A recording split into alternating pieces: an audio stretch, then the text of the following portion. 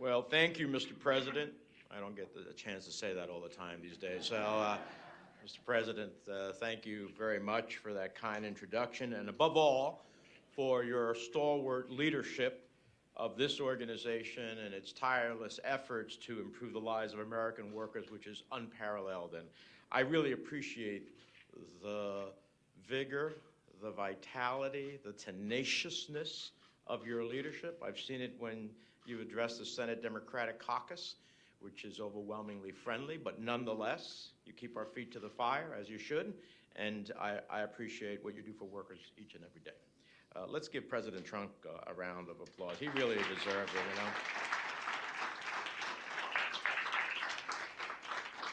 The United States owes its economic strength to our vibrant middle class, and we must remember that unions, like the AFL-CIO, help build that middle class.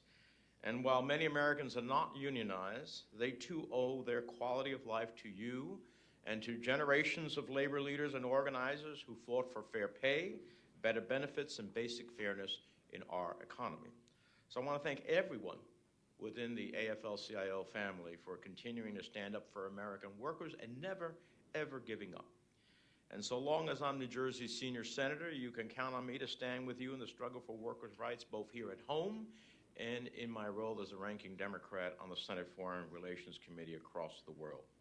I also want to thank the Solidarity Center for promoting the rights of workers worldwide. I reread your mission the other day knowing we were going to come here, quote, empowering workers to raise their voice for dignity on the job, justice in their communities, and greater equality in the global economy. That's a mission that's not only inspiring, it's essential to everything America stands for.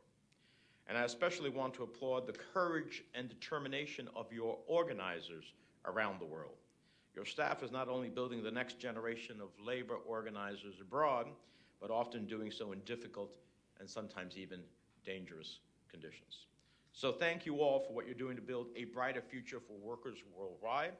You've been a great partner to the Senate Foreign Relations Committee, and I look forward to many more years together fighting for workers' rights from Latin America and Africa to Europe, Asia, and beyond.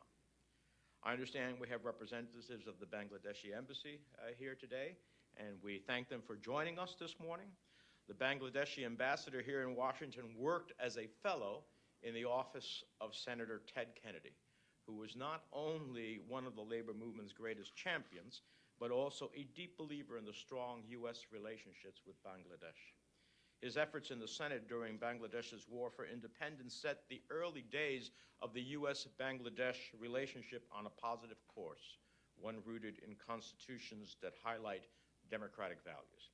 In recent years, we've seen the Bangladeshi government live out those humanitarian values, including by hosting over 1 million Rohingya refugees amid a devastating crisis. At a time when the world is too often failing to protect refugees, Bangladesh is truly leading by example. And so we express our thanks to the Bangladeshi government and its representatives for your government's continued leadership in this regard. Today, I hope to talk about the global struggle for labor rights and how we can better support workers abroad. I'm also, as the President said, releasing a new report about those very issues in Bangladesh and how the international community can work with the Bangladeshi labor movement, government, and industry to secure the gains made since the Rana Plaza garment factory collapse in 2013. I want to thank Damian Murphy of my staff, who's traveled to Bangladesh, been very engaged, and was critical in working both with the Solidarity Center and others in terms of helping us devise the report. Following a string of tragedies that also included the Tazreen Fashions fire of 2012, international brands formed 2 initiatives meant to improve building safety for Bangladeshi workers. These higher standards, built with international expertise and Bangladeshi initiative, have been adopted in many factories with great success. But today, we're in the midst of a transition period as Bangladeshi actors assume sole responsibility for continuing this important work. I believe it's a good thing. Bangladesh has a tremendous opportunity to set a new gold standard for building safety and workers' rights if they choose to seize it. And with American consumers increasingly concerned about how their clothes are made, I'm confident that Bangladesh would be rewarded for showing the world how it champions worker safety and treats them with dignity. Today's report begins by highlighting the success of the international initiatives created after Rana Plaza, from improved fire, structural, and electrical safety conditions to the inspection and remediation of many ready-made garment or RMG factories across Bangladesh. Bangladeshis should take pride in these achievements. Few predicted such success at the start of these international initiatives. So I want to thank the Accord and the Alliance for their efforts. They show that what the private sector can do when it comes together in common cause. They also created an important proof of concept. If it can be done in Bangladesh, why not in other emerging economies around the world? The Accord and the Alliance improve standards in many factory buildings. But our report also shows that we still have a long way to go. Despite building improvements over the past 7 years, we found that workers inside are not necessarily safer. Abuse, unfortunately, remains widespread, and workers' rights are often sacrificed for the sake of meeting quotas in a relentless fashion industry. All too often, women suffer the most egregious abuses. My staff met a Bangladeshi woman and labor organizer who shared how thugs, at the bequest of the factory owner, raped her and assaulted her for their activism.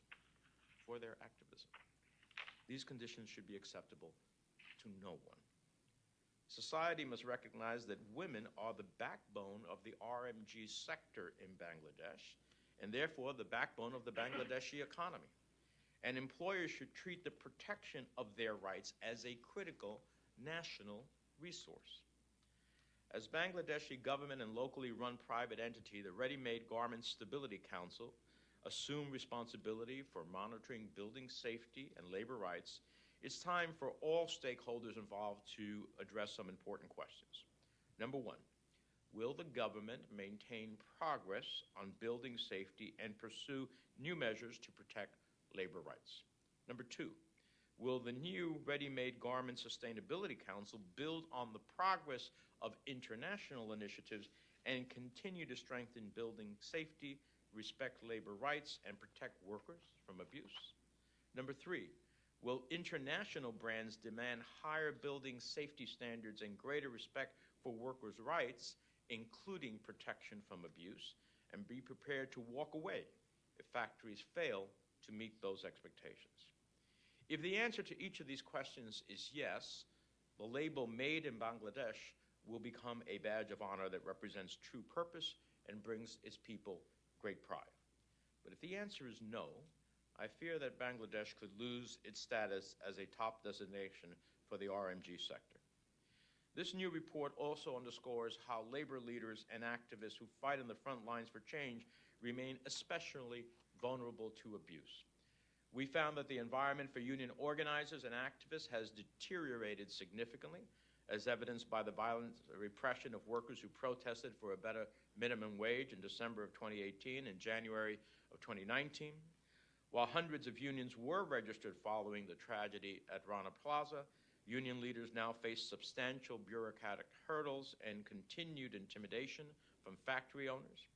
What was once a promising future for Bangladeshi labor unions has unfortunately lost momentum.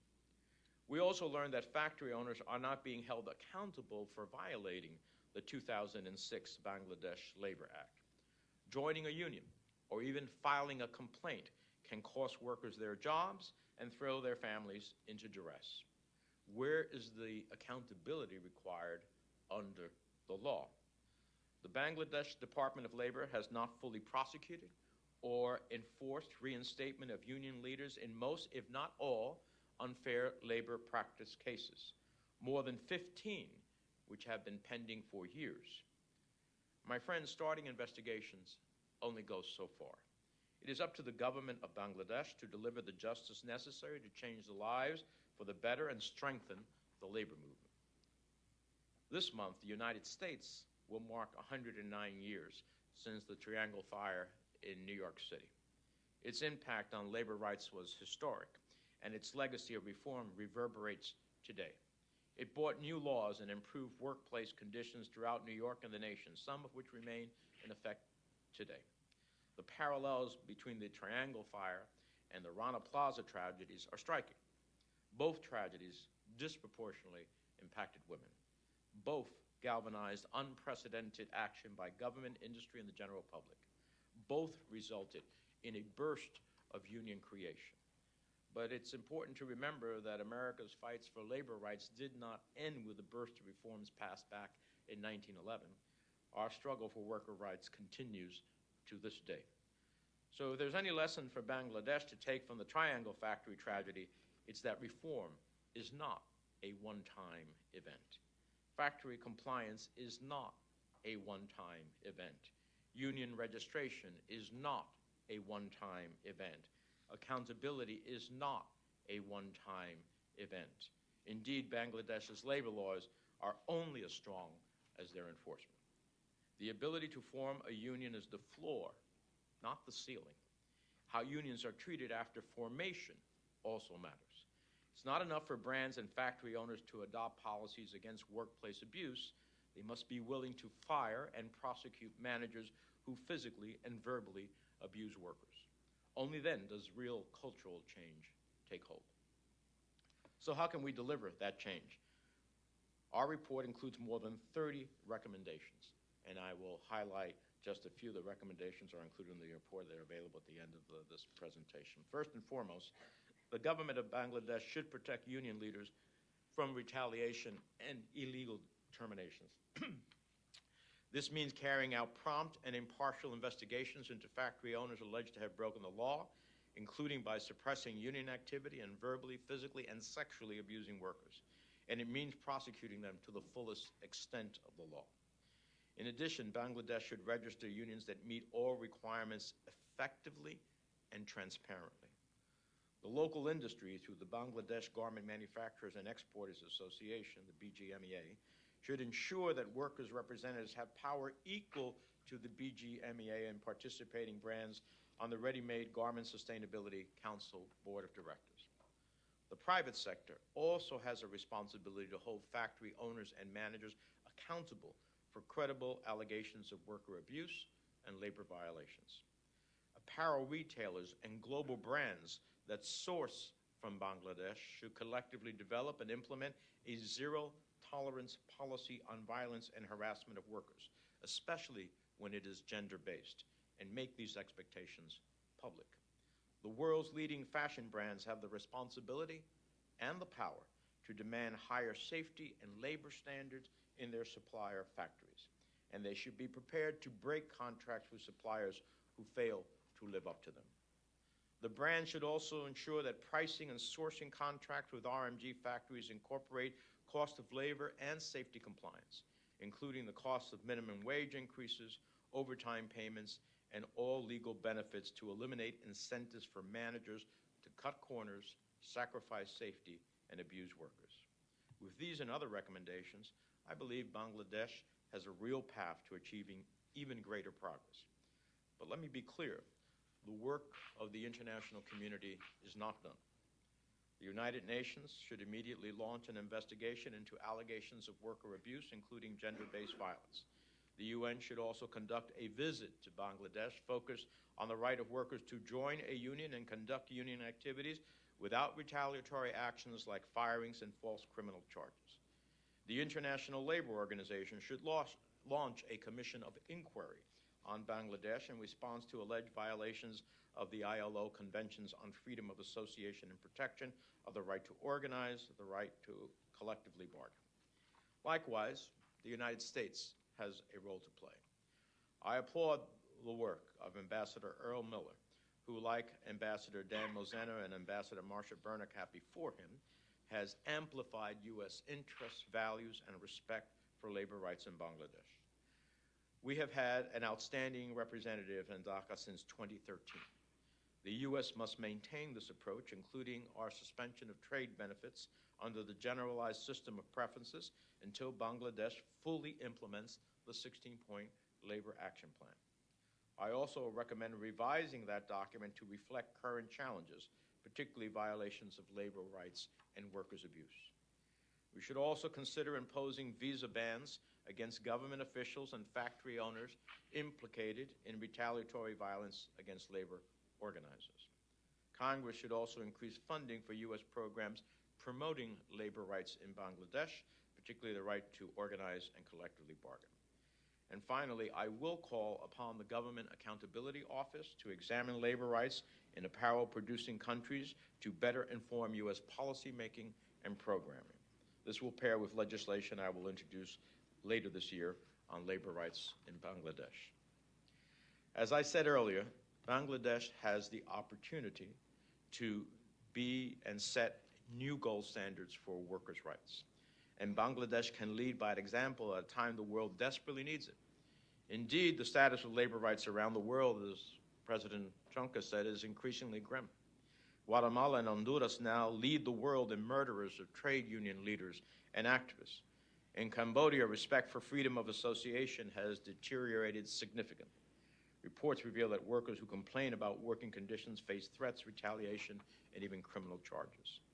In Zimbabwe, where democratic challenges have only heightened since the ousting and passing of Robert Mugabe, labor rights are likewise under siege. I understand that 28 union leaders from across the trade union movement, including key women and youth leaders, face criminal charges for protesting the non-payment of wages. Criminal charges for protesting the non-payment of wages. I'm particularly concerned about the case of Florence Taruvinga, Vice President of the Zimbabwe Congress of Trade Unions. She has been on trial for more than a year in retaliation for organizing a peaceful work stoppage back in January of 2019. Indeed, around the world, it is women who most tragically have it worst. Studies have shown that nearly 1 in 3 women in Cambodia's garment industry experience workplace sexual harassment, that 90% of commercial agricultural workers in Kenya had experienced or observed sexual abuse at work, and that in Bangladesh, 80% of garment workers report experiencing some violence and harassment in some form. At a time when so much imperils the labor movement, I'm troubled by the Trump administration's efforts to slash funding for workers' rights programs abroad. Thankfully, Congress has fought back and protected the funding. But even so, we must remember that funding only goes so far. The United States has to reclaim our history as a champion for freedom of association and workers' rights abroad. Unfortunately, I hear nothing but radio silence from this administration in this arena. We have to do more to train our ambassadors and diplomats to better support the work of labor unions and workers. We must only support trade deals that protect labor rights, not just because it's good for workers in other countries, but it's also good for workers in our country. American consumers should never be complicit in the abuse of any worker anywhere in the world. In Dhaka, a garment worker named Shupna summed up the sacrifices made by the workers who produce the clothing we wear, saying, quote, "It makes me happy that consumers are wearing something that I made. But I want to let them know that this is more than a piece of cloth. This piece of cloth is bathed in my blood, sweat, and dignity. I've sacrificed all of that to be able to make a pair of pants that you will wear and feel comfortable." We have to do our part to produce and improve conditions for workers like Shupna. America has to get back to the business of leading on these issues in all corners of the world. And the work of organizations like the AFL-CIO and Solidarity Center has never mattered more. Let me close by saying, on a personal note, because this issue is indeed personal to me, I am the son of a seamstress who worked tirelessly in the factories of northern New Jersey to support my family. She was not unionized.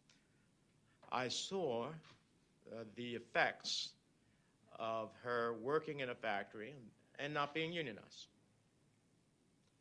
She was very good at what she did, so they took her off the sewing machines, for which she'd come home at night with her fingers bleeding, and said, organize work with all the other seamstresses on the floor.